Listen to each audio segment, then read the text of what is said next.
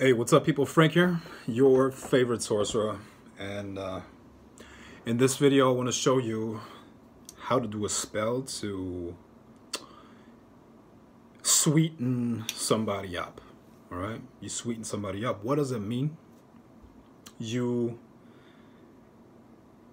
improve the way they perceive you for the purpose of you benefiting from that, right? I mean, that's really the reason why you do that, right? Now, I'm doing this spell because I have a real estate deal coming up, right? And the business partner that I was talking to at first was very positive about everything, and he said everything's going to work out perfectly. And as we kept talking, the second time, the third time, the fourth time, he tried to make it more and more difficult. He brought up objections that make zero sense, or maybe they make sense to him, but if he was influenced by me, none of those objections would exist because he would just perceive the whole situation differently, right? And that's basically the purpose of this ritual. This is why I'm doing it. Okay, and while I'm doing this, I might as well show you how a spell like that is done. Okay. For this ritual, for preparing, I just got a message. This is weird. Okay, so now for this ritual, you're gonna need a couple things. You're gonna need an apple. All right, I prepared this beforehand. You know, it's gonna look like this. You need an apple. You're gonna need a brown piece of paper, brown paper bag, pencil. You need some honey and some cinnamon rolls. Okay, some cinnamon rolls. And through this, you're going to be able to sweeten up any person that you target. Okay, you can do this for any purpose that you like. Okay, and I'm going to show you how this is done right now. Okay. Another message. And stop distracting me. Okay, now first, relax yourself, relax your body. Do anything needed to leave the day or the mundane world outside, okay?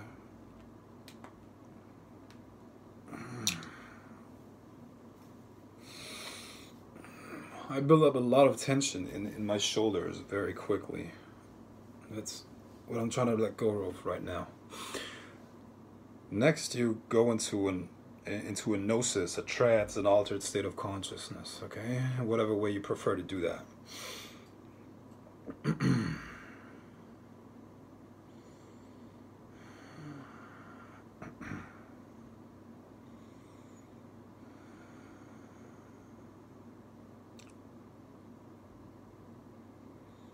I'm also going to use a quick banishing.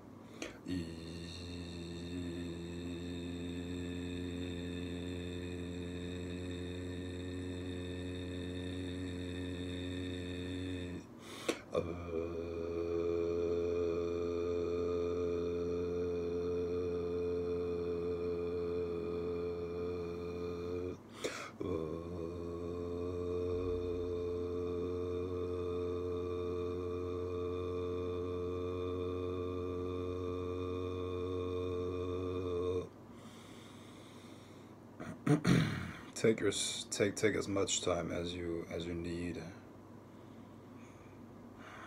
to really relax, calm down, and connect to your inner world, which is connected to your energy body, to your aura, right? And through this connection, you're going to be able to move the subtle energies on your behalf. Yeah.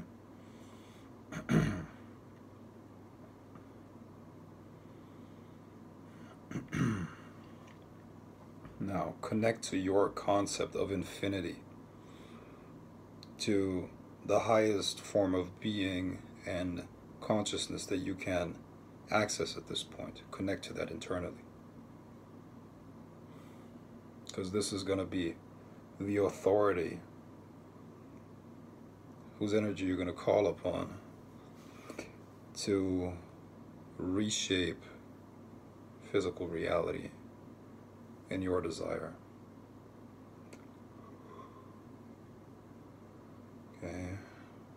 The Kabbalists would call this divine love, invoking divine love. Why? Because it indeed feels a little. It's a very, very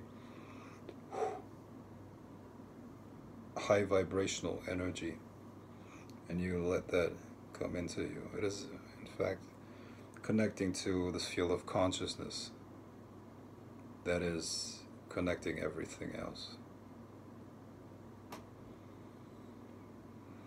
Now bring the purpose of this ritual to your mind.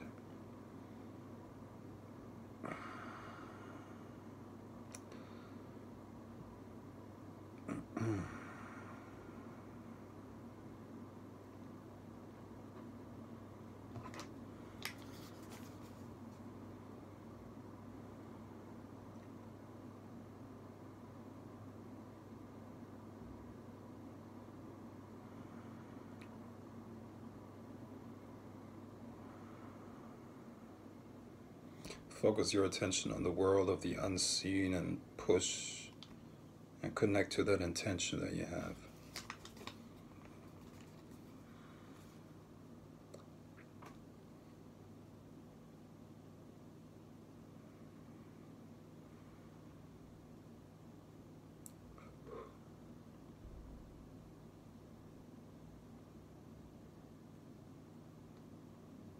Okay, and as you do that, write his name or her name. Write the name of the target on this piece of paper with a pencil.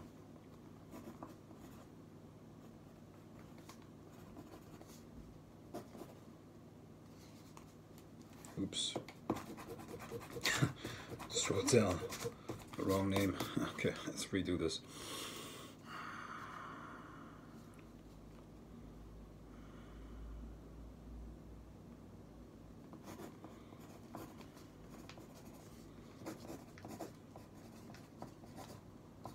Okay. Stay with your inner vision. Stay connected to the image that you visualize. Stay connected to the energy, to the feeling. Remember, in magic, we use the whole body as an instrument. Okay, connecting and moving energies and communicating with spirits and all of that is a whole body experience. You have to feel it with your whole being. Okay.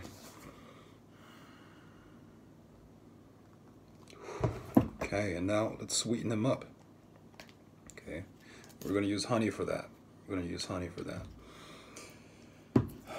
Honey, that's. How do I open this thing, man? Ooh, how's this opened? Complicated thing. Now, how is this opened? I think this one. Oh man, why would somebody make this so weird? Okay. Come on, just stay connected to the outcome that you want.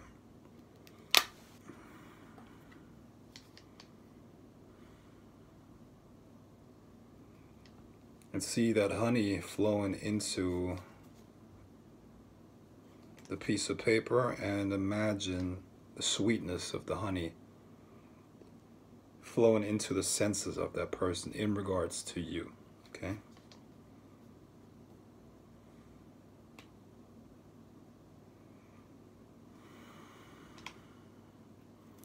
Just need a little bit.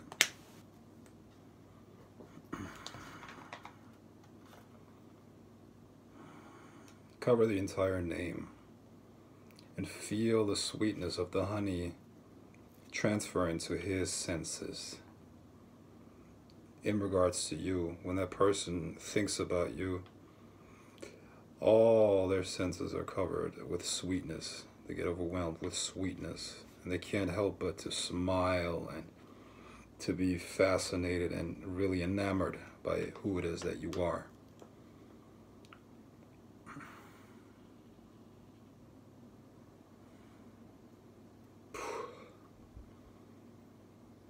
Okay,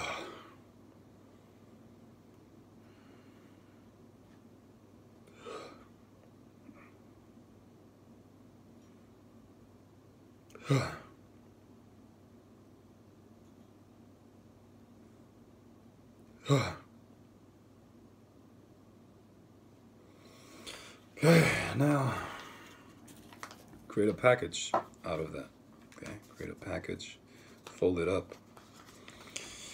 The amount of times you fold it up is significant in certain traditions, but not in this ritual, because you're not working in this reality matrix of a specific how should I put it, specific tradition right now, right?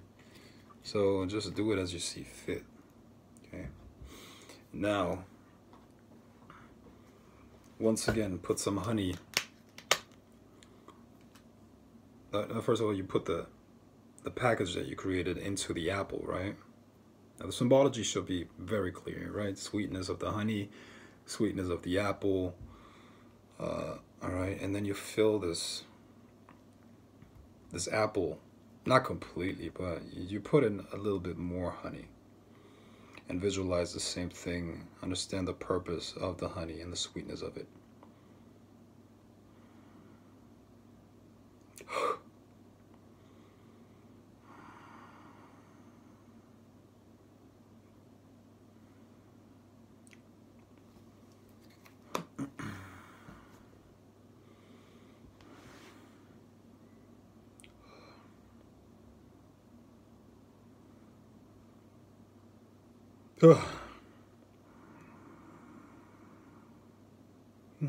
Feel clearly now. Put the cinnamon rolls into the holes that you put into the apple before, okay?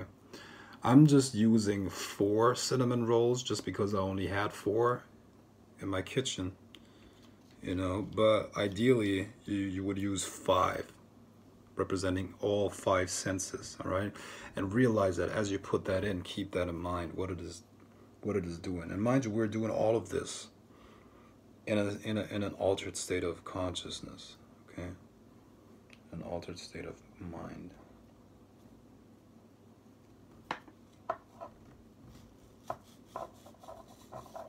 Keep in mind what is being done. This is the eyes, the visual filter. It's being sweetened up. The way he sees me is being sweetened up.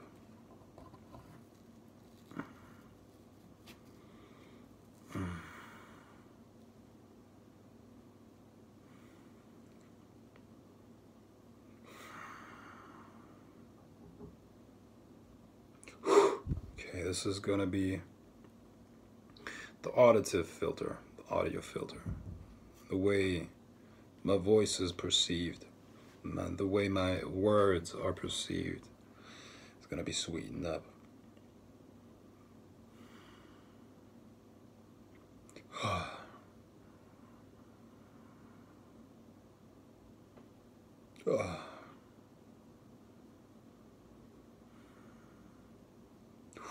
Okay, now the feeling, tactile sensations.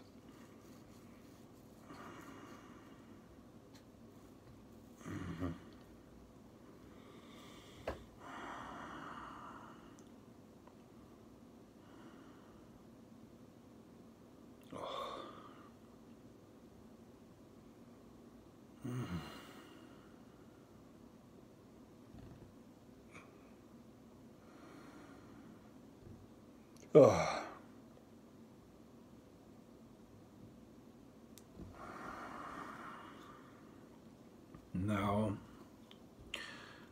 the smell is gonna be sweetened up.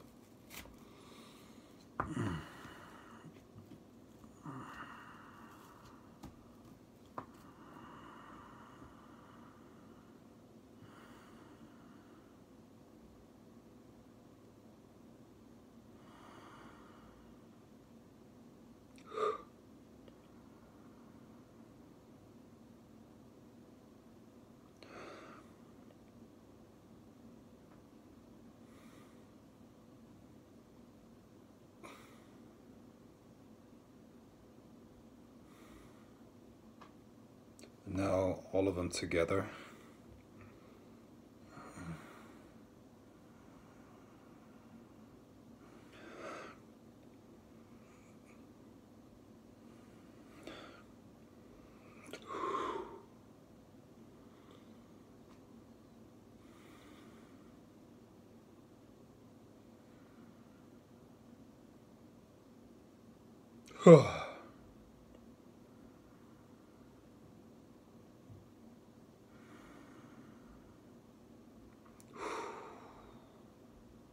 Okay. Now, a verbal confirmation of what has been done here.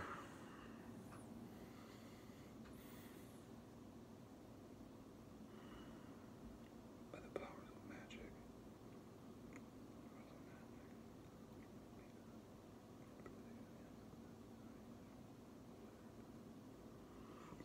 So let it be.